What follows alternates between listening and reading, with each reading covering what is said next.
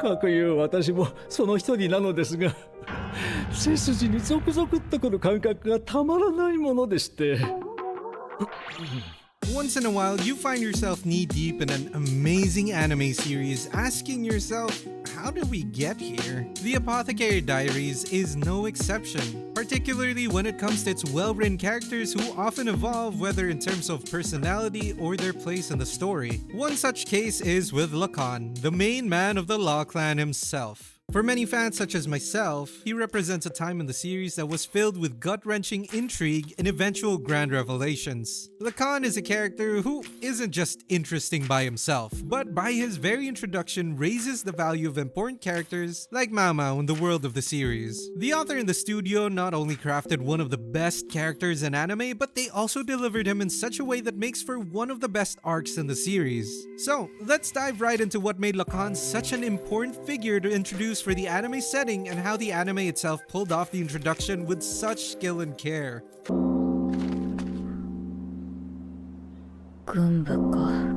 Villains are more interesting anyway. From Lacan's very first appearance in the anime, he was already bursting with a mysterious aura along with his intimidating, villainous gaze. I mean, just look at the physicality of the guy. With eyes like that, it's like you can never really know what's going on behind him. All that is just pushed further by the presentation of the scene itself. Maomao mysteriously muttering about the military, the ominous sound of the bell ringing. Lacan aura farming is really just the cherry on top for the mysterious scene. To add even more to his mysterious streak, his next appearance is another short one, investigating the explosion that had happened in the warehouse. This time we get more of an idea of his place in the palace hierarchy. Going around with an attendant who calls him master and poking around a fresh crime scene, it's easy to get the impression that Lacan is a pretty important figure. It's short, it's sweet, and it also integrates Lacan into the ongoing mystery. Another player in the immediate narrative that we as an audience now have our full attention towards. Making the most of this momentum of intrigue, Lacan once again shows up in the next episode after, shown to be suspiciously comfortable around Jinshi as he has him dancing at the palm of his hand. And this is in a different way than how a person like Gyokuyo is comfortable around Jinshi.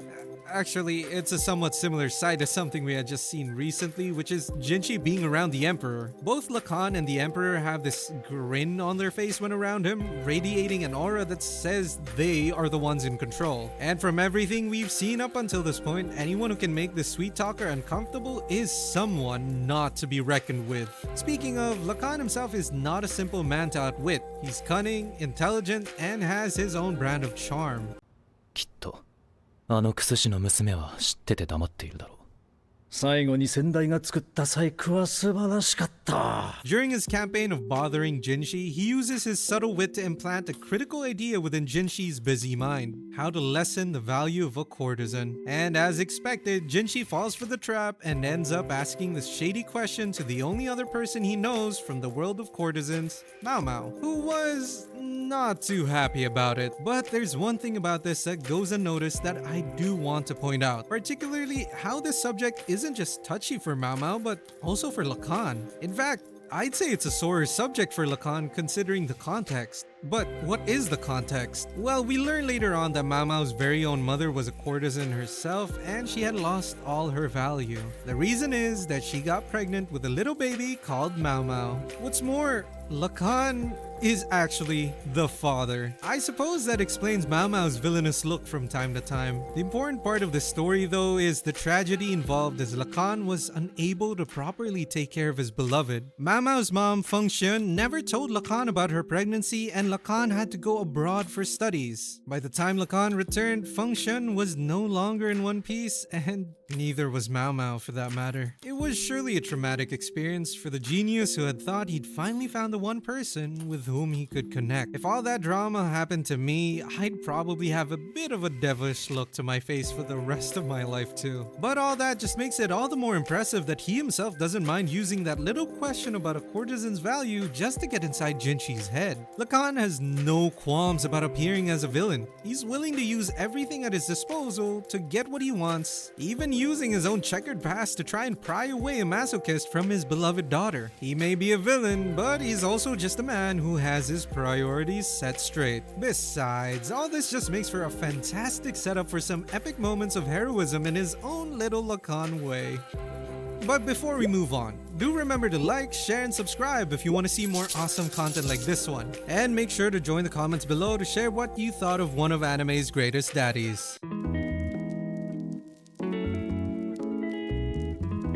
A doting daddy is a hero to many.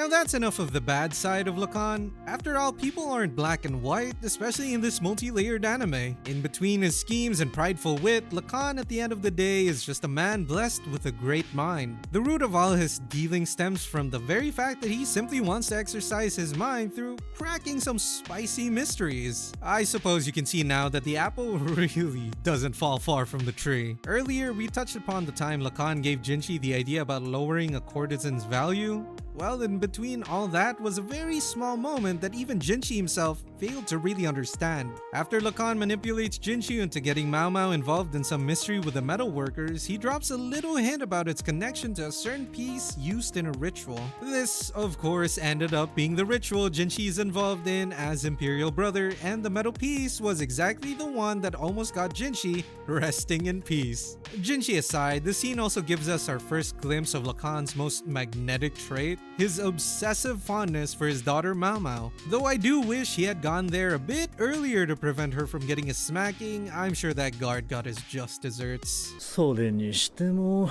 年若い娘を殴るとはどういうことだろうね。怪我をしているじゃないか。 But even after everything we've learned and seen from this hyper-intelligent, doting father, old habits do die hard.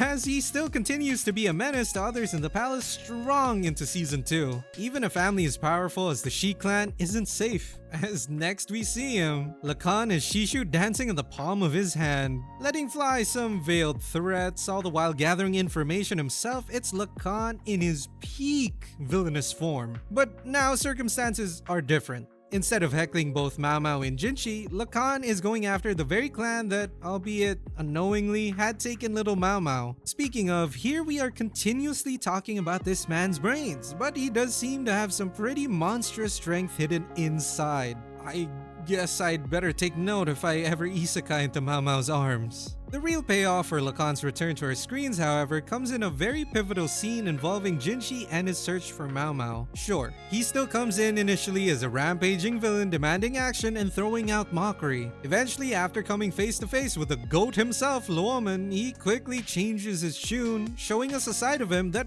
we would never expect. Lacan, getting on his knees, lowers himself to ask Jinshi for help to go and get his daughter from the clutches of the Shi clan.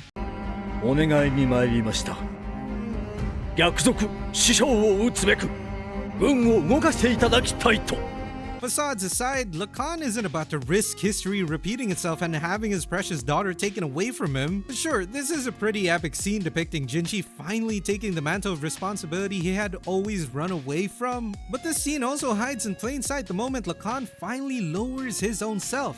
Not out of regret or grief, but for the hope of a brighter future with his daughter returning to safety. It's a poetic parallel to all those years ago when Lacan experienced the worst day of his life, when he thought he had lost everything. Was this intentional? Was it not? Well, either way, it makes for a beautiful full circle moment befitting the anime's most interesting dad. 案件はもう通ったはずですが。冬に花見は難しい。ならばこちらでと思いましてな。A man who drinks is a man who thinks. As a little bonus, there is one more little tidbit of Lacan's character that many may have noticed during his initial introduction. During his frequent loitering around Jinshi's office, Lacan always had some form of drink in his hand. And for the average viewer, it's easy to assume that this would naturally be alcoholic, especially with its reddish hue. However, as we learn later on after a devious scheme from Maomao, Lacan cannot hold his alcohol at all. So the whole charade of drinking wine in front of Jinshi was likely just a ploy to give give Jinshi the impression that he was being careless with his words, when in reality, Lacan rarely leaves himself vulnerable, unless, of course, it's for the sake of his one and only daughter. And if you are a keen-eyed viewer, you will know that Jinshi actually knew it was just fruit juice all along, but the ploy itself is still pretty clever as it tricks us, the viewer, all to set up the perfect punchline of seeing Lacan fall from just one drink later on. I guess you can always count on Apothecary Diaries to make the small details lead to something larger in future episodes. You know what any dad would want right now though? To see this video get a big, fat, super thanks. It would really mean a lot. But that's all we got for today's video. As always, don't forget to like, share, subscribe, and comment down below what you thought of today's video. Are you a big fan of Daddy Lacan? I mean, Lacan as a dad. What's your favorite scene of his? And what are you looking forward to in the future? Can you name any other popular dads in anime that are as interesting and as great as Lacan? Maybe someone who, I don't know, maybe fuse his daughter with a dog? Just the top of my head. We can't wait to hear it. And as always, thanks for watching. We'll be seeing you again next time.